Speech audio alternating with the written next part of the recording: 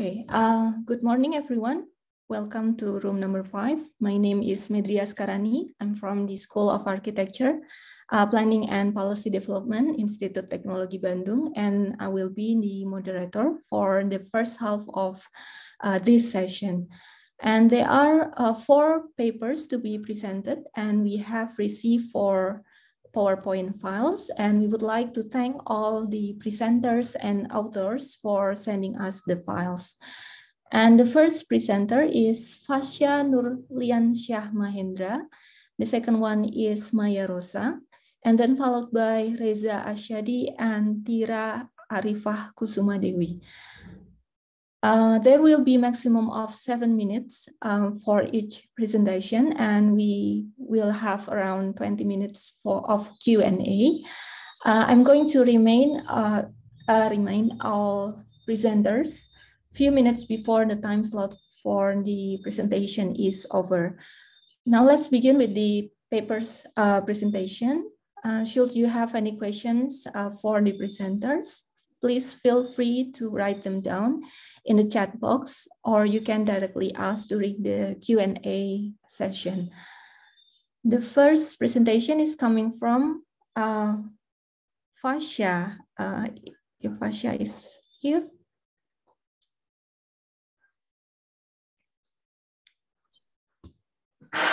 Yeah, okay.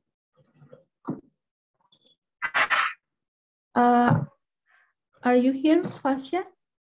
Sorry. Yeah, I'm here. Okay. Fasya Nurliansyah Mahendra from Master Program of Architecture ITB with the paper entitled Space Requirements and Problems from Self-Isolation at Home. So Fasya, you can start your presentation now. Thank you. Okay, thank you. This is research about space requirement and problem from self-isolation at home. This paper is about space requirement that people need to do self-isolation during COVID-19 at home. And please, next slide.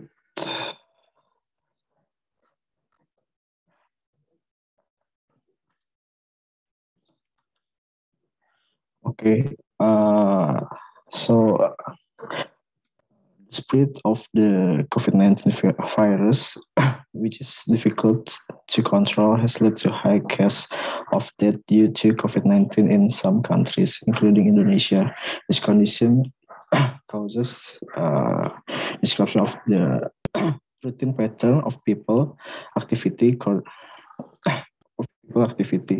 To slow the spread of COVID-19, it's necessary to change behavior in the community in carrying out routines.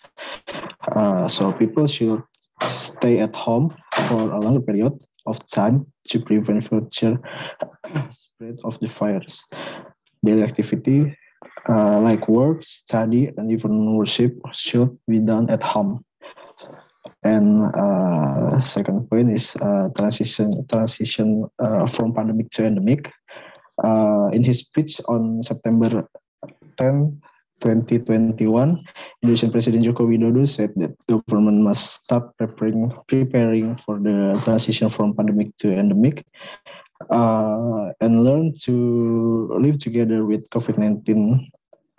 In addition, the president also said community to maintain health protocol.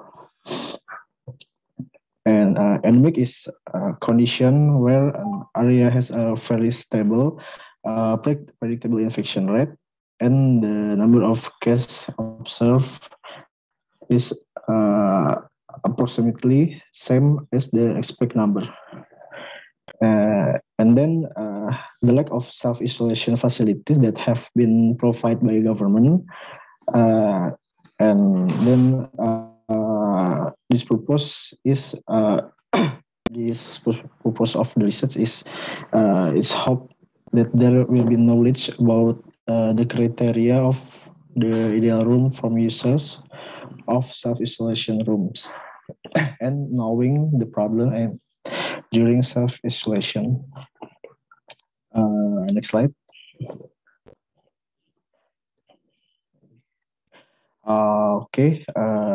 This study used a ground theory approach with qualitative methods with online questionnaire, open online questionnaire. This respondent is come from COVID-19 patient, and they did us some self-isolation at home.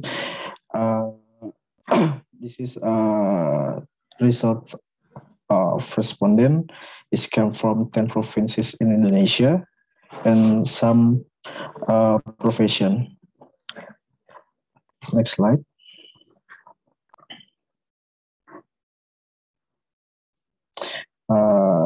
So this is the result. This come from open coding stage. So the first from this open coding stage is the result is first priority for people choosing self-isolation room at home is first point is to avoid contact with 21% with 21% voters, and second point is comfort room factors from 19% voters, and the third is privacy and thermal comfort facilities, followed by capacity, accessibility, flexibility, safety, convenience, limit space, efficiency, and recommendation. It's mean when people get self-isolation at home, they still need to avoid contact with their family at home, and then they think to make comfort himself when during self-isolation at home. Next slide. This is a step, axial coding step. This is a correlation between duration and problem during self-isolation at home. This result is have a significant value with Pearson less than 0.0001. And please next slide. The dendrogram have a result for cluster or group in community. So the first group is short duration isolation, is about short duration group is a group with a duration of self-isolation of less than 7 days, and this group only has a problem with socialization problem. And the second one is normal duration. Normal duration is group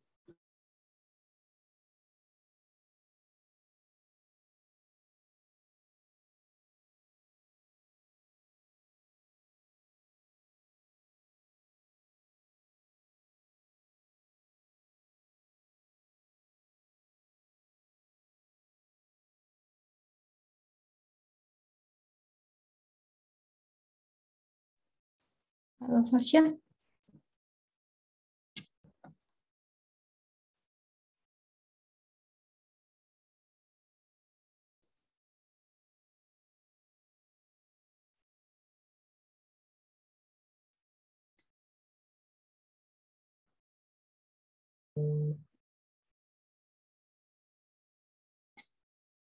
I think there is some problem with the connection. Tasha, are you still there?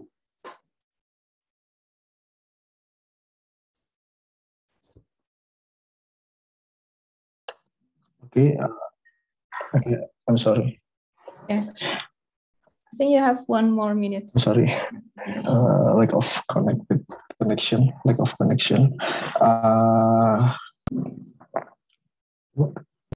So the problem for normal duration is accessibility, layout room, daily needs, thermal comfort, space comfort, and getting bored. Getting bored. And the third is long duration. They do self-isolation for 21 days to 28 days. At this duration, they have problems like complication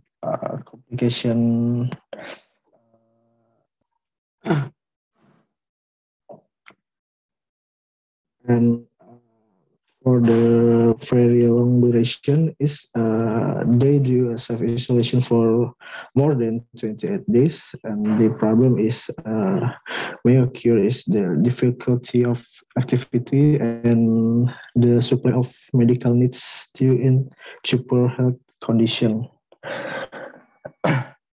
Okay, maybe that's result of my paper.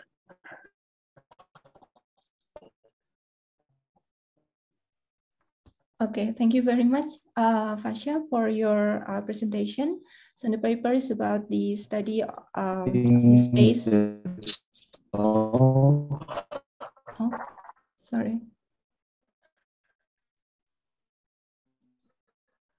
Okay, thank you. Thank you very much, Fasha. The study is about the space requirements and the problems during the self-isolation at home with the grounded theory approach, using grounded theory approach.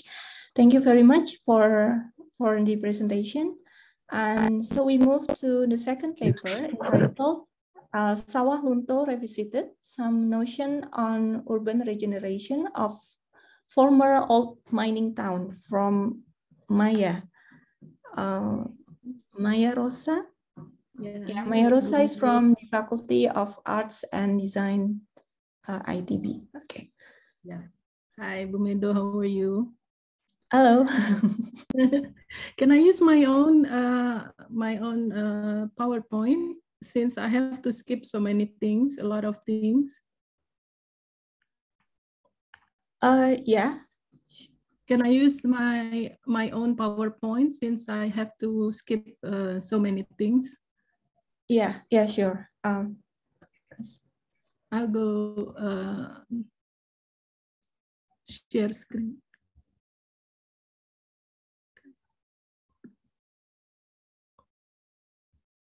Is it? Can you see and hear? Oops. Yes. Okay. Let me go to the first one.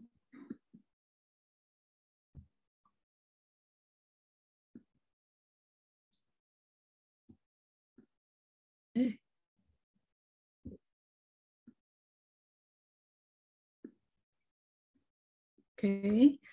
Good morning, everyone. Assalamualaikum warahmatullahi wabarakatuh. My name is Maya. I'm from the Faculty of Visual Art and Design. And I would like to present our research with the title Sawah Lunto Revisited, Some Notions on Urban Regeneration of the Former Old Mining Town. Thanks. Oops. I'm just gonna skip this. And then for the brief introductions, nominated in 2015 and awarded in 2019. As a UNESCO World Heritage Site, the historic city of Sawah Lunto is facing several issues on urban regeneration for sustainability of the city. Golden period of mining and the historical site finally closed in 2001. Sawalunto was left with massive and significant historic old mining urban heritage assets, tangible and intangible, which are valuable assets for formulating the urban regeneration effort. The richness of urban history of Sawalunto with its local indigenous cultures and foreign colonial influence will contribute not only to the urban regeneration of Sawalunto, but also to foster the existence of industrial heritage in Indonesia.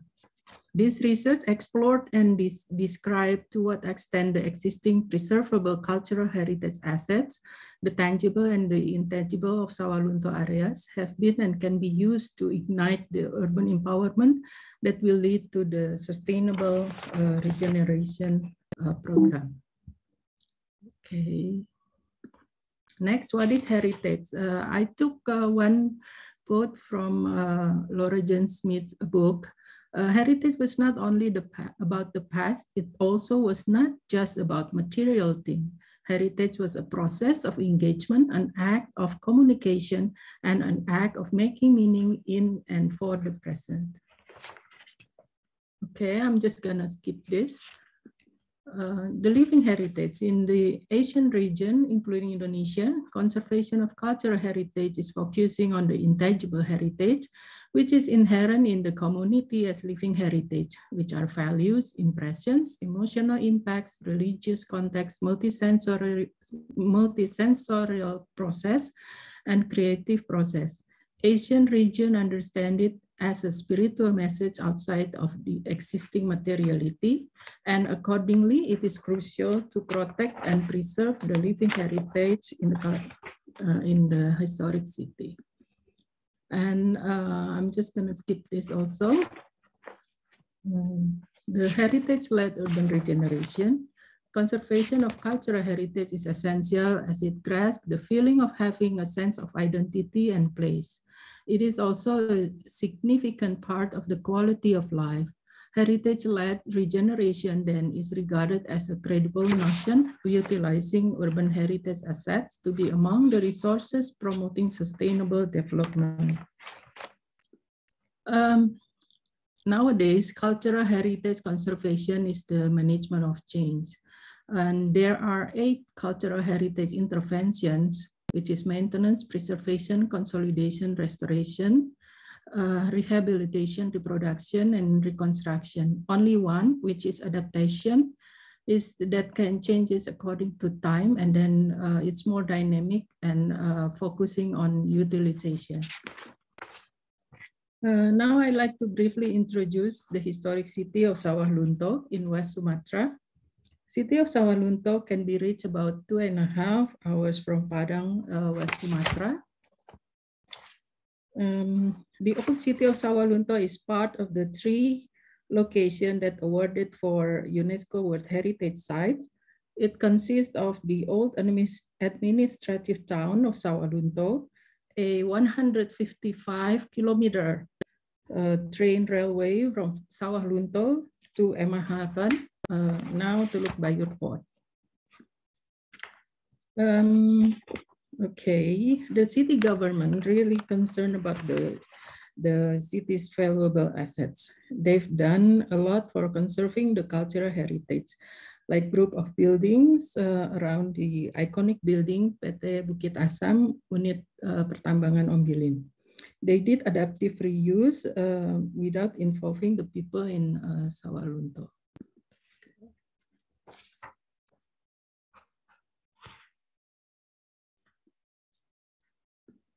All right, the next thing. So the city official adaptive reusing the buildings around the iconic building and adaptive reusing the old mining higher level staff housing as museum, just because their ambitious target to have 9 museums. The result is adaptive reuse that they're done haven't done much to live up the spirit of the place. Secondly, the lack of city's identity.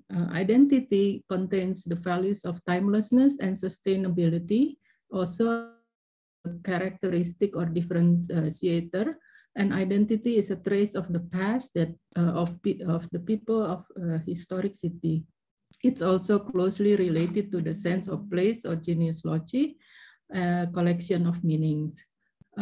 So then intangible values can only exist in relation to material factors, and the immaterial provides value to things as far as meanings is attached to it.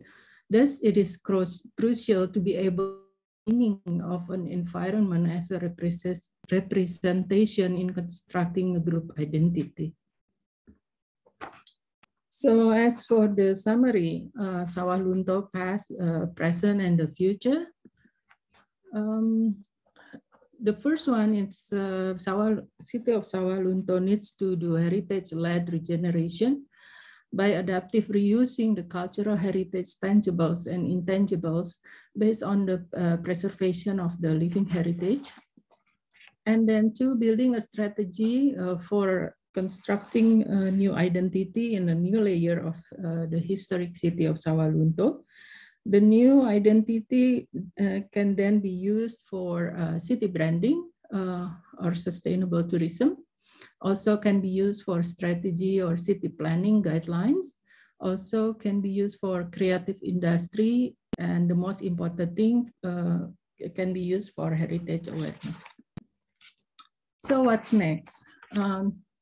Last but not least, there is an interesting journal article, the changing contribution of cultural heritage to society, that can bring the new way of viewing the heritage, which is the heritage. The process of caring of cultural heritage itself has its own appeal to attract visitors that could bring the economic development of the sites. And heritage has the ability to provoke reflection inside as the lesson learned. And heritage improve people's quality of life and health. Okay, thank you.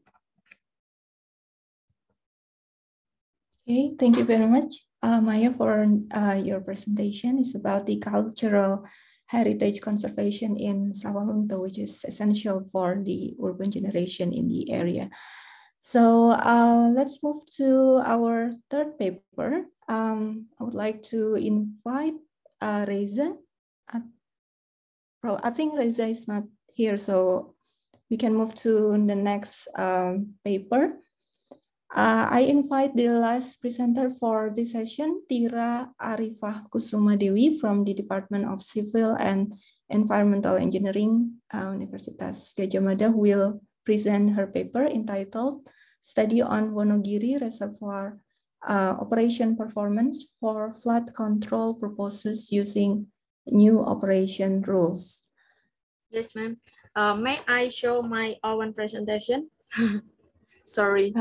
Okay. A lot of animation, so I have to click with by myself.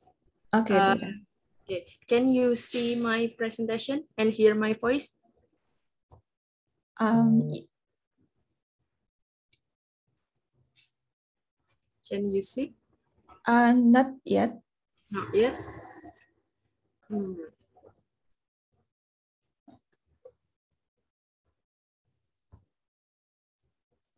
How about now?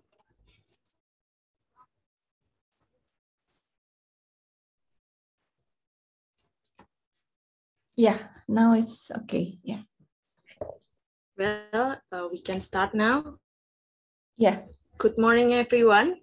Thank you for the opportunity that has been given to me. Let me introduce myself. My name is Tira Arifah Kusuma Dewi. You can call me Tira. I'm the first author of a paper entitled Study on Wonogiri Reservoir Operation Performs for Flood Control Purpose Using New Operation Rules. The Wonogiri Reservoir is experiencing sedimentation, particularly in the intake structure area. If it's not handled as soon as possible, the intake will be completely covered by sediment. So in the 2010 Nippon Koi Research Sedimentation Management in the Wonogiri Reservoir, the result is constructing the closure deck. The closure deck is a rock-filled dike structure, and the main function is to collect the sediment inflow from the Keduang and Pondok watershed. Because of this structure, the Wonogiri Reservoir was divided into two storage. The first is the main reservoir, and the second is the sediment storage reservoir. And in the sediment storage reservoir, a new spillway was constructed for sediment flushing. And in the middle of on closure deck, there is an overflow deck which can flow from the SSR to MR or vice versa. This study aimed to assess the safety of the dam Wonogiri Reservoir from the flood control point of view using the new reservoir operation rule according to current with the flood control water level or CWL. The method used in this structure is simulation analysis of reservoir flood routing in new condition of the closure deck construction with one control water level, and the inflow hydrograph were derived from data analyzed from Jasa Tirta I Corporation in 2020. This simulation is a hydraulic model for predict the outflow discharge and estimate the water level, which will affect the spillway gates operating pattern. This is the new operation rule based on reservoir water level for sediment storage reservoir and main reservoir. This is in my life. This is for 60 years and 500 years period. And in my right, this is for probable maximum flood.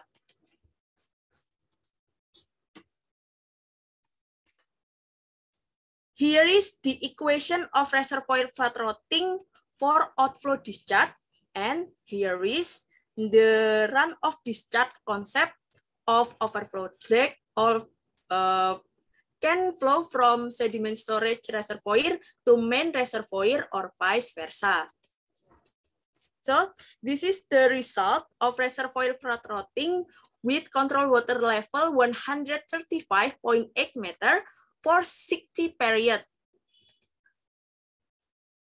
And this is for return period 500 years. And the last is for probable maximum flood. So the recapitulation of reservoir flood routing is on the water level on sediment storage reservoir for flood discharge 60 years and 500 years can return to control water level, but not for main reservoir. And for probable maximum flood, can return to control water level in main reservoir and sediment storage reservoir. But the maximum water level is higher than extra flood water level. This is and higher than 139.9 meter. And the freeboard doesn't fulfill the standard, which is less than 1.25 meter.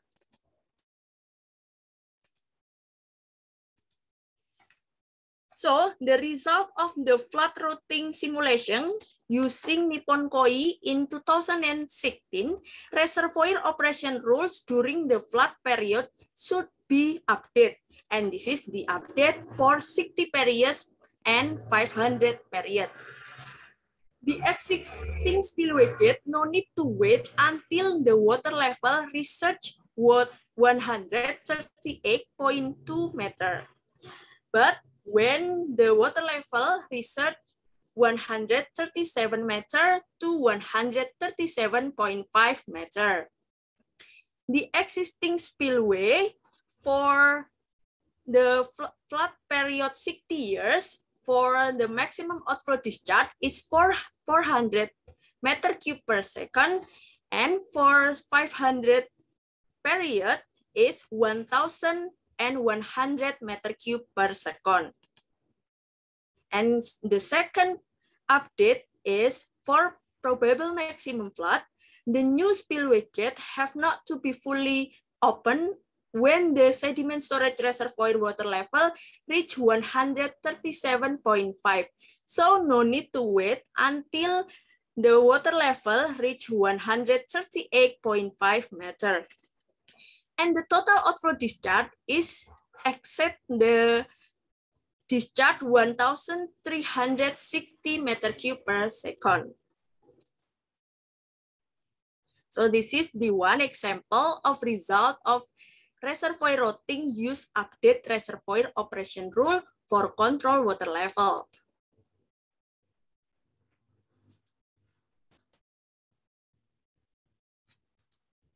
The result is for 60 period and 500 period can be controlled for return to control water level, but the total outflow discharge for inflow PMF still exceed 1,360 meter cube per second. Well, I think that's all. Thanks for attention. Nice to meet you guys. Okay, thank you very much, Tira, for your presentation. It's about the assessing the dam safety in Wonogiri using simulation. And we know that the new reservoir operation rules and the design plot in 60 and also 500 years have also been used in this study. So thank you very much. And now I would like to invite all participants and also all of the presenters to raise some questions to the presenters, or you can type your question in the chat box. And while waiting for the questions from the audience, I would like to ask some questions because while listening to your presentation, I feel like I would like to know something from all of you. So to Fasya, Fasya, are you still here? No. Okay, to the second presenter, Ibu Maya, I would like to ask something. So your presentation is about the cultural heritage conservation in Sawah Lunto. Based on your experience and knowledge, do you know what are the main challenges for the conservation, the cultural conservation, especially in Indonesia? Is there any challenges or problems? Yeah, I think the challenges is the assumption is heritage is only to the material things. So we just need to, because lots of people keep asking me, so are you conserving only the building with this part? But it's not only about the building, it's not only about the material thing, but it's also about the people and the intangible things that relate to the material things. So I think that's the biggest challenge that we need to do for heritage conservation in the future. Yeah, I think like the assessment or the identification of non-material or non-physical things is quite challenging for the architects and other related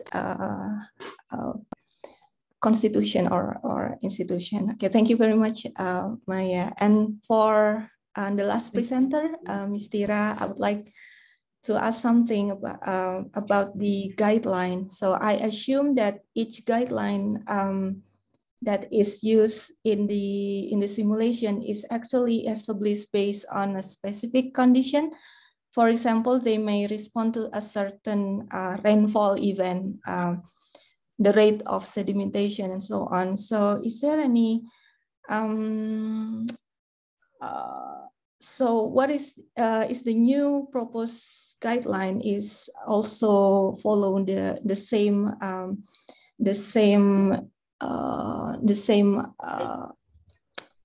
things, or it just will differ from the simulation? Yeah, the update is new. It's different with the operation guide rule. When I try to change the operation rules, and it can occur cannot occur overtopping. So I really recommended this operation rule will be updated for this condition. Yeah. Okay, thank you very much for your answer. Probably, is there any question from the audience to all presenters today?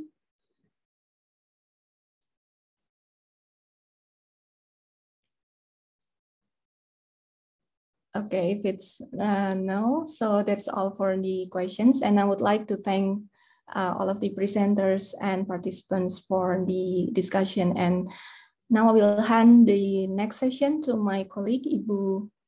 Oh, sorry, there is a question here from Ibu Warida. Sorry, before. Ibu Warida to Ms. Maya Rosa, there is a shift in perspective of cultural heritage now that what is preserved is culture, not the building itself. It leads to the development of tourist spots around the building. How do you see that? Thank you for the question, Mbak Wari. Padahal nggak usah tanya-tanya Mbak Wari ya. She's my friend from FSRD. Okay, this is how I look, my view regarding the tourism in cultural heritage sites. So everything should be done not basically on the tourism in the mind, but the process of caring of the heritage itself, it's supposed to be has its own appeal to attract the visitors. So it's not the other way around, that we need to start looking at heritage as the tourism commodity. So it should be the other way around, that our effort to protecting the cultural heritage, to conserve the cultural heritage, that will attract the people to come. Thank you. Okay, that's it ya, Mbak Warida. Okay, thank you very much for your answer.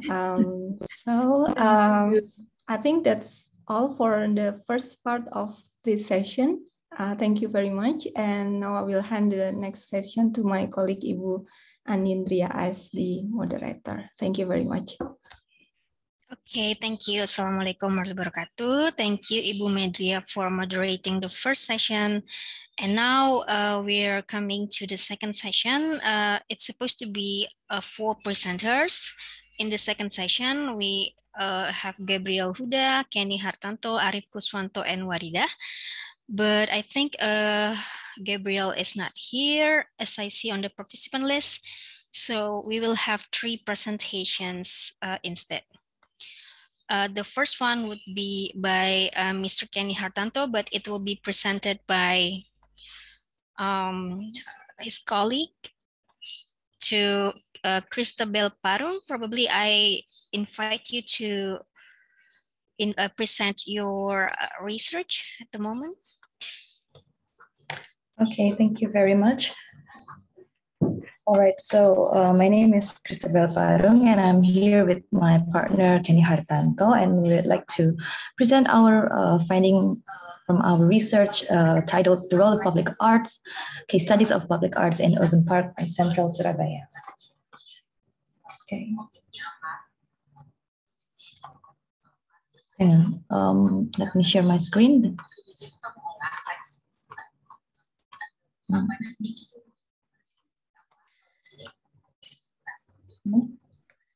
The operator has started to share the screen.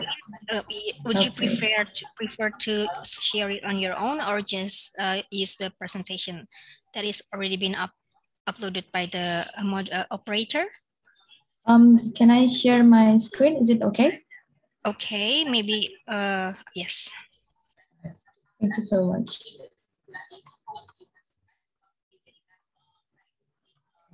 I'll just cut it here. So the background of our research is Surabaya is one of the biggest cities in Indonesia. It has government activities, trades, industry, and social activities. They're all centered there in Surabaya, here, I mean, especially in the heart of the city, which is Central Surabaya. And that's why people of Surabaya need interaction space and objects that can be used not only to interact with each other, but also can benefit them regarding aesthetically, recreationally, psychologically, and economically. And we see this as an opportunity to make the city arts in the city as perfect instrument to facilitate interaction between communities and their cultural and social activities. And the city arts, or we can say public art in the city, can be placed in public open spaces like parks, formal gardens, city squares, etc. And our research will focus on urban park only. From the previous researches that we've already read, public art can enlive urban park. It also increases urban life's quality. It also contributes in sense of pride and ownership of the citizens, of the people surrounding. However, the awareness of public arts in Indonesia is not perceptible yet compared to the Western countries. That's why our paper aims to analyze public arts that are located in urban parks in Central Surabaya and the communities around the neighborhood's perception towards it. So the theory that we use is basically this, and the typology of the public art itself.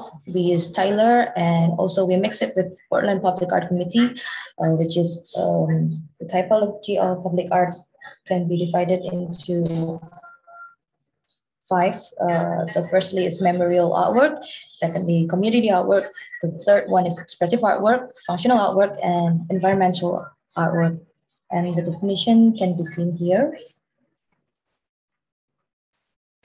And then for the perception towards the public arts, we use Zebraki's theory, and to arrange the questions for the interviews, we use the Zebraki attributes, awareness of existence and familiarity, and then meaningfulness and perceived attractiveness.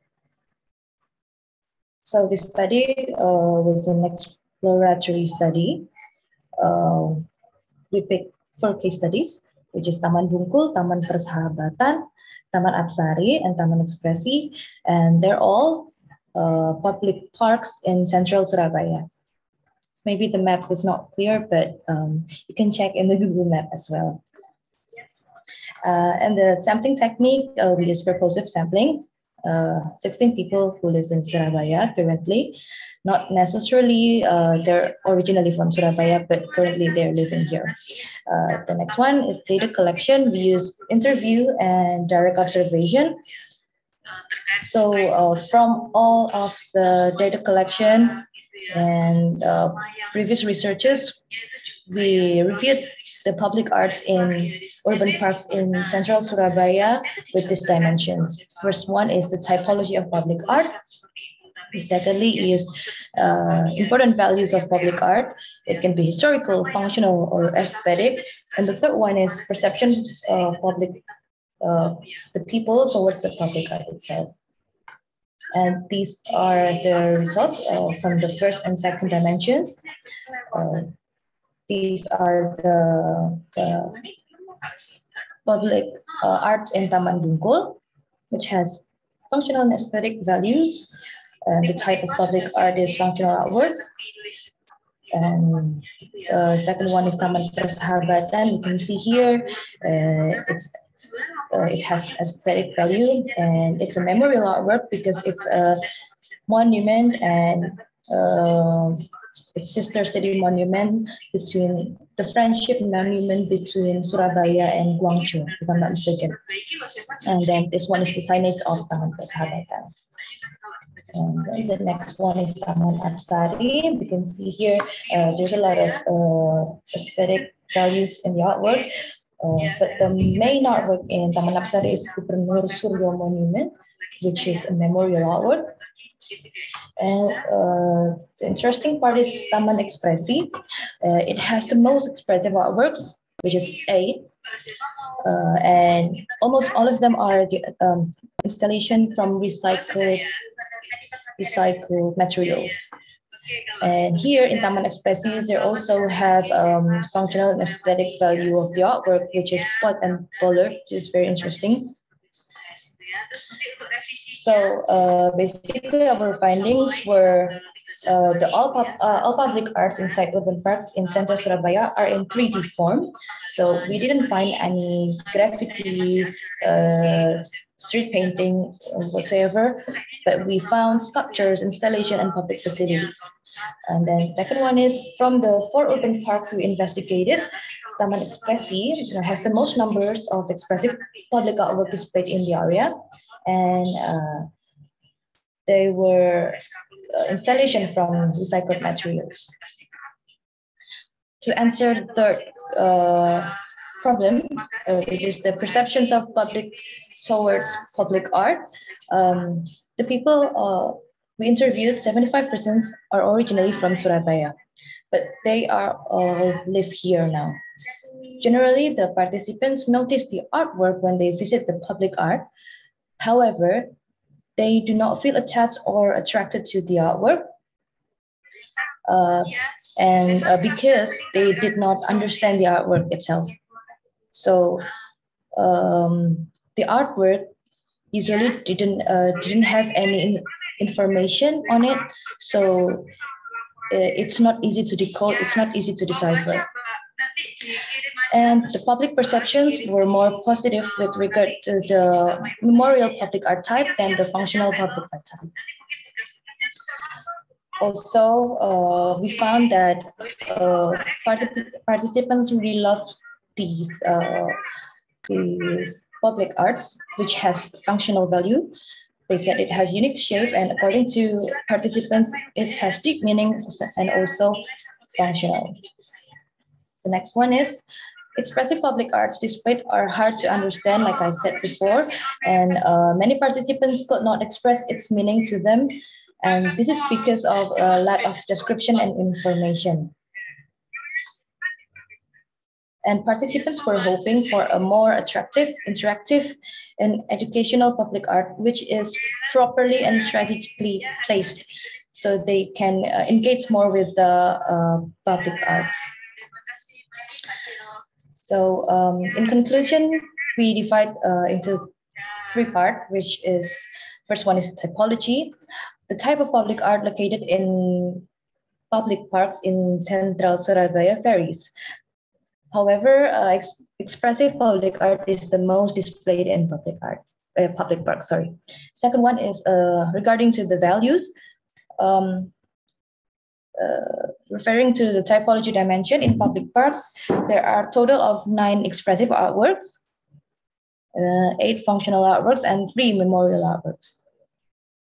And referring to the proposed, the dimension of values is hard to define because some of the public arts, they have 2 dominant values like functional and aesthetic, or historical and functional, like that.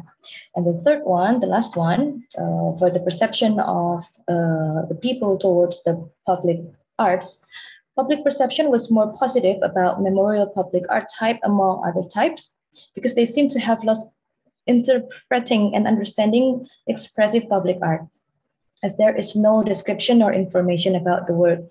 And we hope for further development, the information and description can be added to the artwork that will be displayed. And because artwork description is very important to the viewers, and public want more of attractive, interactive, educational, and well-placed public arts to invigorate public places in Surabaya. Thank you very much. Thank you, Ms. Christabel, for the very interesting presentations in regards to public arts in Surabaya. We'll hold the questions until later. Now we're going to move to the second presenter, Mr. Arif Kuswanto. So please, would you prefer to, up the screen for yourself, or the operators for you to do that? You're still muted, sir. Okay, I presented my presentation. Okay.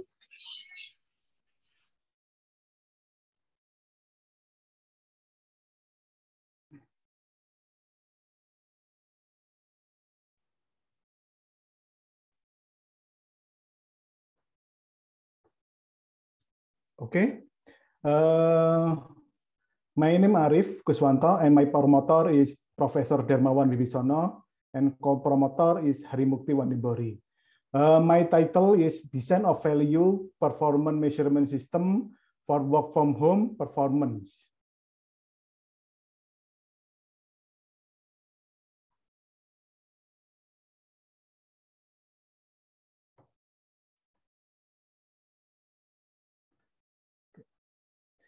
At the end of 2019, new coronavirus COVID-19 is pandemic emerged, starting from Wuhan, China, and then spread throughout the world, including Indonesia.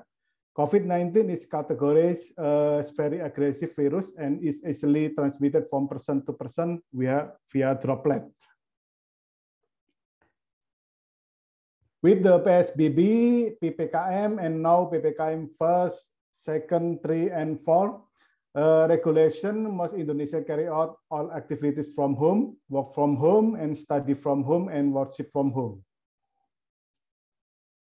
This is the benefit of the work from home. First is reducing transportation costs, reducing operational costs, and 3 is reducing cost of room office. 4, reducing air pollution. 5, will gather real families more often. And 6, with WFH, you can more freely carry out your hobbies. The problem, the work pattern that changed to WFH suddenly has not been followed by change in monitoring and measuring employee performance, which can help improve company performance. WFH also result in companies being less able to control their employee, so that the work culture that has been built so far can be lost. For that, we need a way to show that employee can maintain a work culture by prioritizing the value that existing in the company. Research objective, based on the background, a new employee performance measurement method is needed that can accommodate the company employee when using the work from home pattern. This performance measurement system must also be able to integrate value into assessment framework so that work culture can be maintained and easily used through the expert system. This is the literature review. I want to skip it. Okay. This is a model of performance measurement system existing. This is, but have not considered the work from home pattern in this their design. First is a balance scorecard. Second is sustainable balance scorecard. 3 is KBPMS. 4 is integrated performance measurement system, and 5 is the performance prism. This is the balance scorecard, and this is the sustainable balance scorecard, and this is the knowledge-based performance measurement system, and this is the IPMS, integrated performance measurement system. Then this is the performance prism, and this is the case selection. The case study in this research will be conducted in 3 different types of company with a criteria of company organization that run work from home for their employee. First is the non-profit organization, and second is profit of company, and 3 is the startup company. This is a state of developing model of VPMS. In developing the new step performance measurement system, it will go through 9 stages. I will explain each step in the next slide. This is the stage 1. In this stage 1 is the company first analyze the external driver that can affect the company current performance and is expected to affect in the future. To facilitate this analysis, PESTEL tools can be used, which consist of political, economic, social, technology, environment, and legal. And stage 2, this is the company must be able to identify all stakeholder and competition. We will separate stakeholder between internal and external stakeholder. In addition to stakeholder, the company will experience competition in running a business. There are do compete directly, but some are indirectly. Stage 3, this is the organization strategic. This is the vision, mission, and value. This is the company information about the purpose for which the company was founded. Stage 4, determine the added value for internal and external stakeholder of company. The company was founded to fulfill the all stakeholder interests. If all our stakeholder is happy, the company will be considered to success. Stage 5, in this stage, we will compare the KPI result obtained during interview with existing KPI in the company. This is the gap analysis, is why to detect KPI that are considered important by stakeholder, but in the previous KPI, they had not been included or had been included but were not a priority. False alarm analysis is why to detect KPI that are not considered important by stakeholder but are the serious concern for the company. This is the questionnaire to detect the gap and false alarm. Stage 6 is a linkage analysis, is to analyze the relationship between KPI to satisfaction stakeholder. When doing this analysis, we will find 3 kinds of relationship: is mutual supportive, disconnected, and mutual contradictory. For KPI that support is other, this is not to be concerned because it is implemented properly. It will have broad impact because it is related to other KPI. Associating with conflict KPI with create problem. When one of us runs well, it will have the opposite effect on the other KPI. For that, we need a win-win solution between the 2 stakeholders. This is stage 7, and this is stage 3 part that must be done: weighting, target, and project initiative. Weighting, it is we create weights for each KPI. In making this weight, we'll use INP or IAP tools. And target, they need to be considered in the domain of target, past performance, benchmarking, and stakeholder expectation. And 3 is the project initiative. Project initiative need to be carried out for KPI, where past performance versus benchmarking and stakeholder expectation is very difficult to achieve. If there are several project initiatives that must be carried out, it is necessary to select the one with the least effort with high yield, which is priority, that the achievement of company KPI can gradually increase significantly.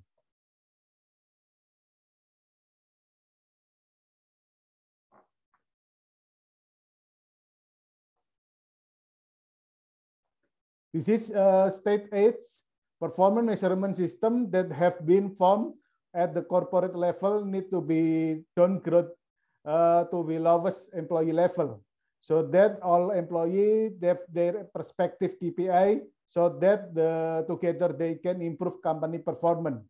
There are 4 stages in cascading this level.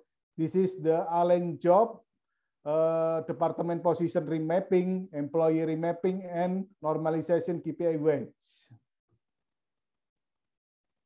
Stage 9 is result PMS, evaluation, identification problem, and action.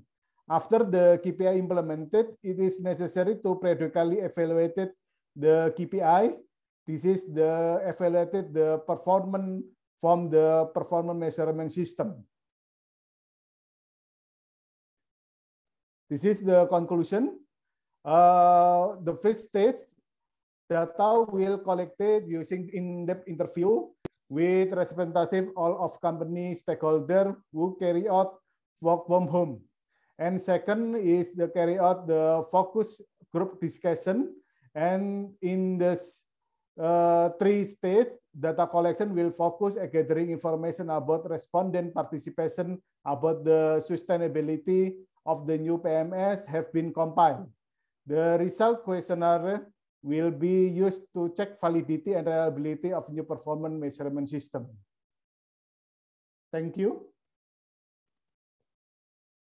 Thank you, Pak Arif, for the very interesting presentation on performance system that will be newly developed for the work from home arrangement. Again, we will hold the questions until later, and then we will move to Ibu Warida, Miss Warida. So please, can you we invite you to present your research. Yeah. Thank you for the opportunity. I think I had to share my own screen since everyone did that. Okay. Where is it? Wait.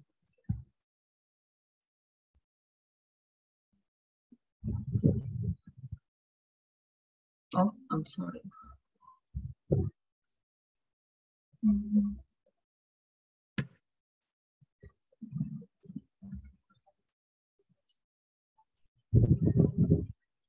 Okay.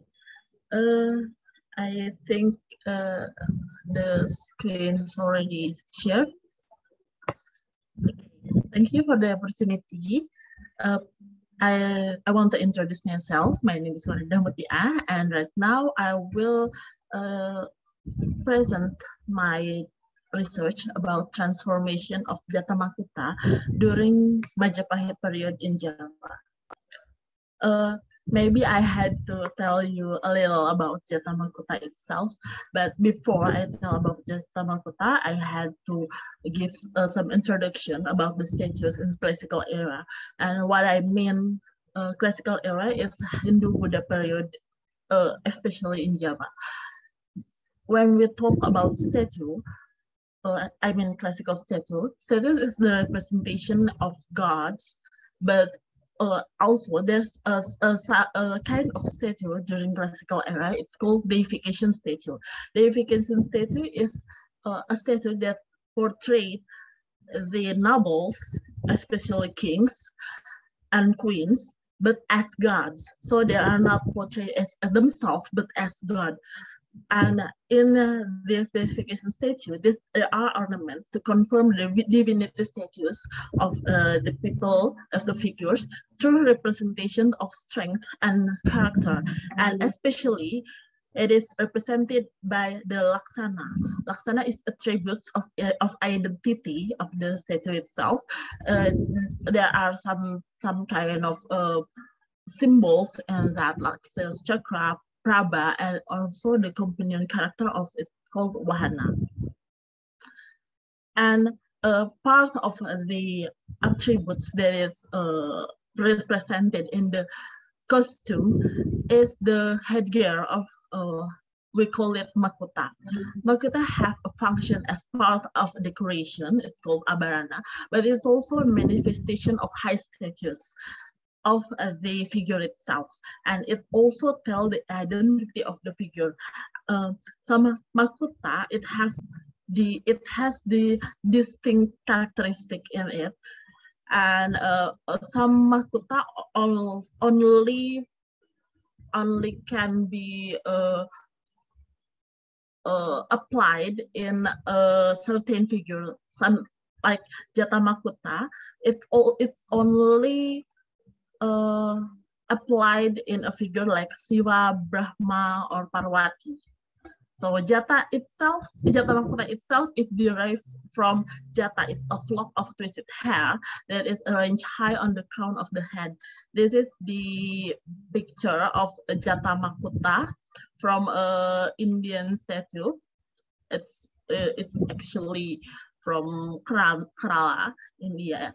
And we see this, this is the flock of hair, and it is symbolize the aesthetic form. So the jata makuta itself, it's only applied to the gods that have the ascetic characteristic, like a monk, but in a Hindu term. So the jata makuta can be seen in some statues in Indonesia. Like this is the Siwa statue, and we can see the jata makuta in as the headgear of the statue. But in the Majapahit era, there is a tendency to show jata makuta as kirita makuta. Kirita makuta is the headgear of Vishnu. So we can see Vishnu itself is not an ascetic form, not an ascetic god. So when we see the jata makuta portrayed as kirita makuta, it leads to several misidentification of the statue. So from the several statues of Siva and Parvati from the era Majapahit kingdom, it is found that jata makuta shift away from the canon. What I called as canon is Silpa Sastra Manasara. Actually, when we talk about a statue from classical era, there is a canon or a rule that regulate the form and the visualization of the gods in temples, especially in statues and reliefs. And the canon itself, it's called Silpa Sastra Manasara. But in Indonesia, there is a tendency that this visualization is shift away from the canon, and this change in shape is not only an aesthetic variation, but also describe a change in art style, and it can be used to trace the origin of the era of the statue. So this paper will discuss the development of the depiction of jata makuta in Hindu statue with a focus on late classical era. And late classical era is a Majapahit era from 13th to 15th, actually the early 16th century. In this paper and in this research, I will use classical iconography analysis and morphological analysis. And the statues was collected from mainly four museums in Indonesia, that is National Museums in Jakarta, Majapahit Informational Center in Trawulan, Anjuk Ladang Museum in Nganjuk, and Amputan Tular Museum in Sidoarjo. This is the objects of this research. I use 11 statues, 11 samples from the museums, and these samples is basically portrait Siva and Parvati. So mainly in the jata makuta portrayal in statues, mainly there are two original form, that is elaborate top knot like this, and the stake hair in truncated conical shapes like this. Usually, jata makuta also adorned with chandra kapala. Chandra kapala is a decoration on Jata Makota. Usually it portrayed a crescent and what is the correct and a head and a skull. Okay, so in this observation, I mainly identify the figure itself through the depiction of Laksana. Laksana is the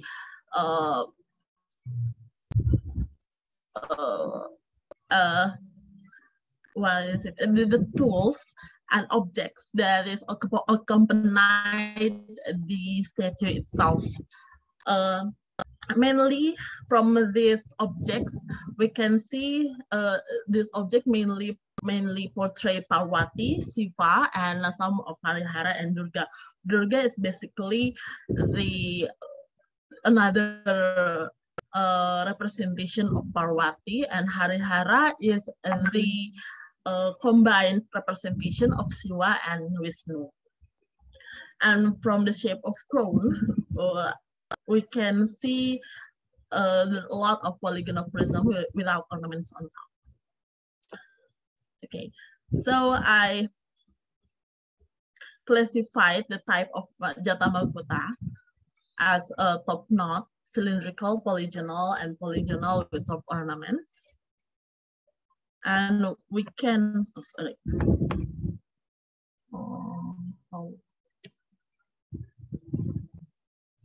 okay. We can see there are 6 main tendencies of the portrayal of the Jata Makota in the samples.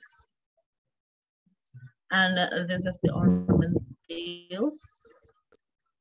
So basically, based on the ornaments, we can see the Jata Makota is as arrangement of hair as top knot. Arrangement of hair is rondel. We can see the details of geometric shapes and large, round, and swirling patterns of the Jata Makota. So based on the observation, we can classify the Jata Makota into 6 variations.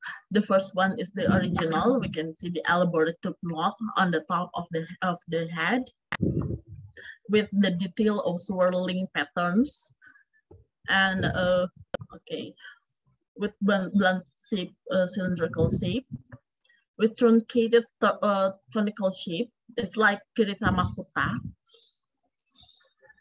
with the tired polygonal shape without top ornaments. And we can see in this variation, there are details of a geometrical pattern on the body of Jata Makota.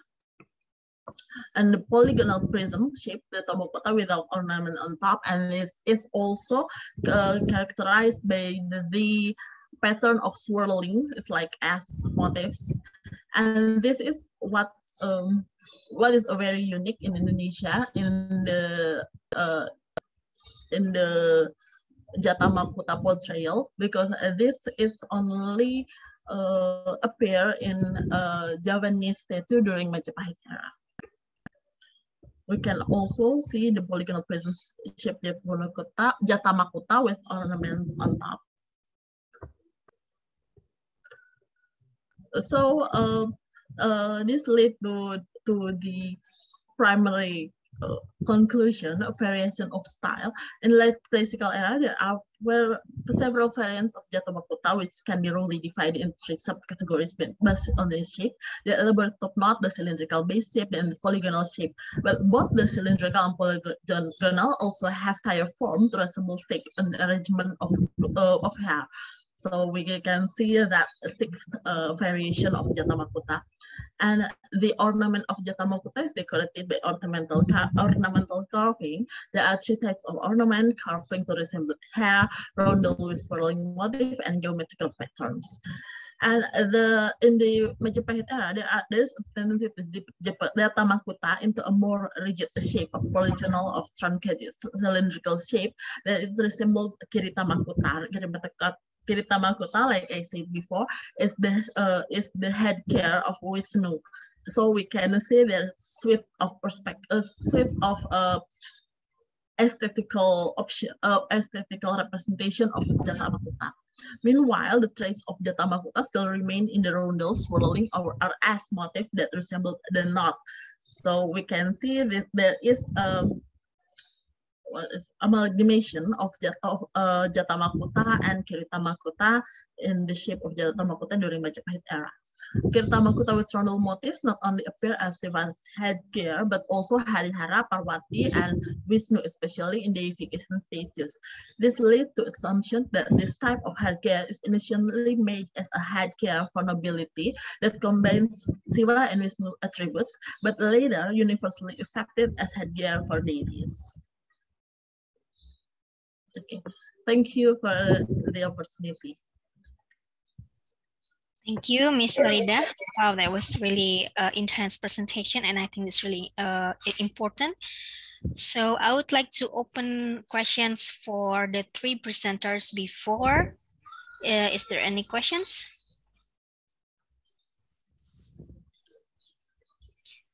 Okay, while waiting for the questions, I would like to appreciate all the research that you already been done. I think the research are really important because about arts and performance measurement system is something that is really relevant with the time being. I have a question for Ms. Christabel or Mr. Kenny. The public arts, I think it's really important because I think we really need to elevate the value of public arts so people are more comfortable to be in the public space. In regards of your research in Surabaya, how do you increase the attachment to the public arts? Because you mentioned that there are lacking of attachment and attraction to the public arts, especially the ones that are without descriptions. Do you have any recommendations? Thank you so much, Ms. Anindrya, for the question. Yes, you're totally right. In Surabaya, there are lack of attachment because they did not find any description or information, and also they were placed not strategically, so they could not be found in when you walk the art itself.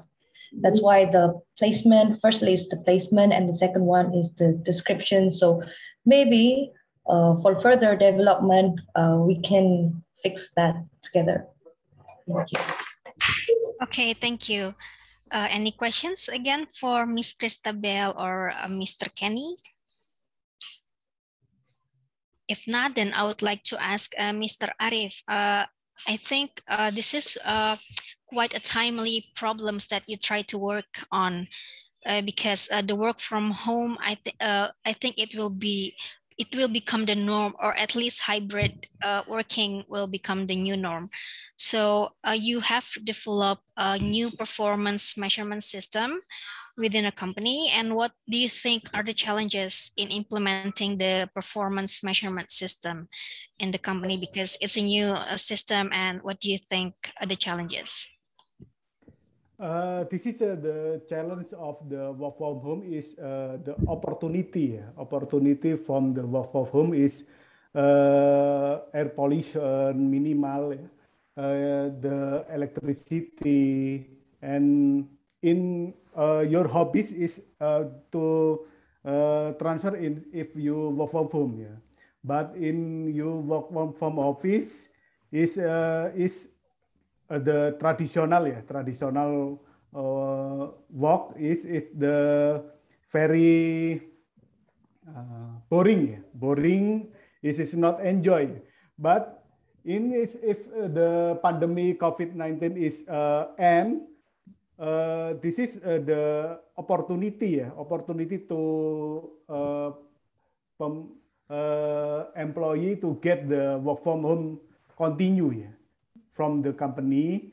If the company is not problem, if the work from home is interested. Okay. Thank you so much for your answer. And I do have one more questions for the last presenter, Ms. Warida.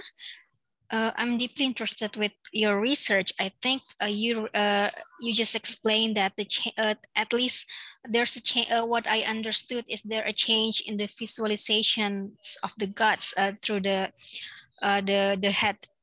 Yeah. The intricate head. So does that somehow represent some changes in the society at the time because they look differently at guts?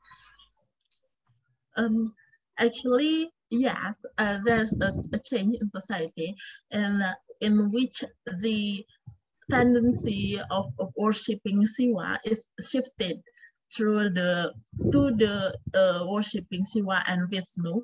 There is a change in that religion during Majapahit era is more open, and also there is some acculturation and syncretism between the religions in the Majapahit era. Okay, thank you for the answer. I think that explains it. And we have a question in the chat box from Ms. Maya Rosa to Ms. Christabel. How should we deal with the thermal discomfort when appreciating art in urban park, especially in Surabaya? Thank you so much for the question, Ms. Maya Rosa. You're totally right because Surabaya is very, very hot, and I myself found it very, what you call it, dissatisfying when I did the research. When we did the research and we went to the urban parks, and maybe we can collaborate with other with architects for sure to fix the urban parks as well. So not only the public arts that need fixations, but also the public parks itself. So it's not only the regarding to the description or information that I mentioned before, but it also has to be placed in very strategic place, and also making the viewers comfortable in viewing and appreciating the public arts. Thank you. Okay, thank you, Ms. Christabel, for the answer. And I think because we still have time for any questions left. Is there any question? Okay, if not, I would like to inform you that the presentations can be downloaded from the link that has been inserted in the chat box. And there's a message that we will have a photo session using the virtual background that's also been uploaded in the chat box. Can you please kindly open your camera so we can all have a photo?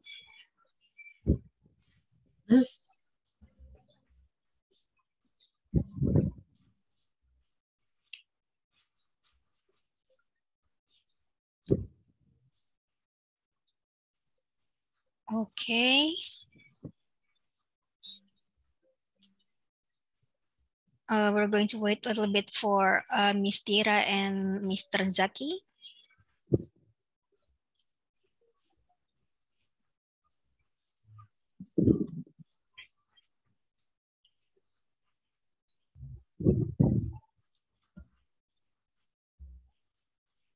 Oh, that's okay. I think we're just going to take the picture now. Let me open the screenshot. Okay, in my count to 3, 1, 2, 3.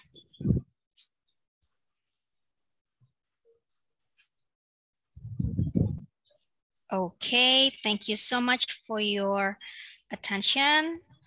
I'm looking forward for all your research to be published because it really represents something that is important for us at the moment. And with that, I think I'm going to close the session. And thank you for Dr. Medria Rani to accompany me as a moderator in this session. And thank you for coming to the session and presenting all your important work. And I'll see you in the next time. Thank you. Thank you. Bu Medo. Rosa. Dadah Medo. Don't worry. Thank you. Thank you. Thank you.